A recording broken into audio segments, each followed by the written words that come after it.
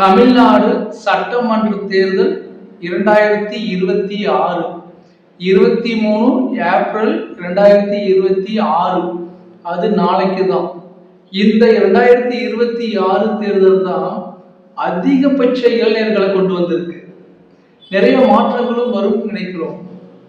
அனைவருமே ஒரு குடிமகனுக்கான ஒரு உரிமை இந்திய நாட்டிலேயே ஒரு குடிமக்களுக்கான கொடுக்கப்பட்ட முக்கியமான முதன்மையான உரிமையே இந்த ஓட்டுரிமை தான்.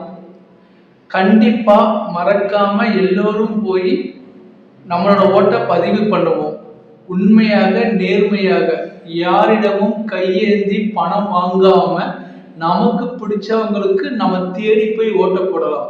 நம்மளோட உரிமை, வாக்குரிமை மறக்காதீங்க. நாளைக்கு எல்லோரும் வாக்கு செலுத்துவோம். வாக்கு செலுத்தி நமக்கான உரிமையை நிலைநாட்டலாம். கண்டிப்பா மாற்றங்கள் வரும். இந்த 2026 தேர்தல் ஒரு மிகப்பெரிய மாற்றத்தை எதிர்நோக்கி இருக்கு. மாற்றங்கள் வரும், காத்திருப்போம்.